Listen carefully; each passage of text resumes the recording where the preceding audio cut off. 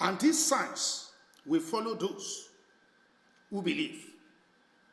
Mark chapter 16, verse 17.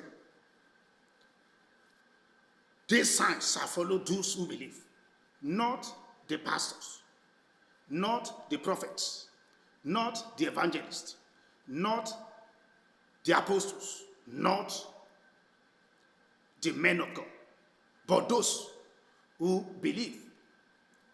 In my name, they will cast out demons. They will speak with new tongues. They will pick up serpents. And if they drink anything deadly, it will by no means hurt them. They will lay hands on the sick, and they shall recover. Mark 16, verses 17 and 18. So the signs follow you because you are a believer. Not because you are a prophet. Not because you are a man of God.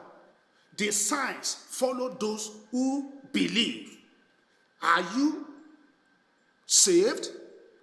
Are you born again? They follow you because you are saved.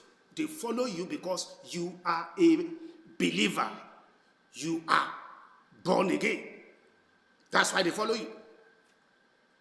That is the first thing to note about the signs. The second thing to note about them is that they do not follow you when you become a spiritual adult. They do not follow you when you pray or fast for them. They follow you because you are a believer.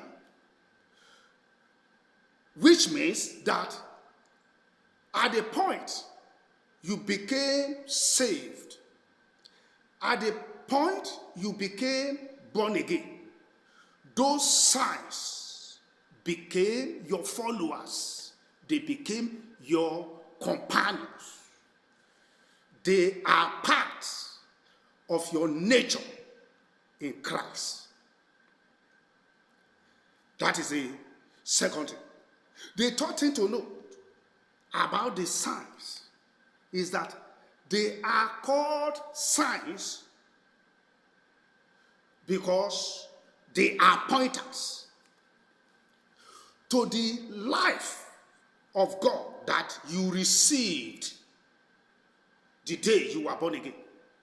They were pointers to Christ, the eternal life that is in you. They are pointers to the presence of God, the Almighty God that is inside your life. They are signs that follow you because you carry God in you, who is your new nature. So the signs and wonders are your companions every day. They follow you every day. They follow you for life, ready to be released anytime you want to release them. They are your new nature. You are not seeking for signs. Signs follow you. That is who you are as a believer.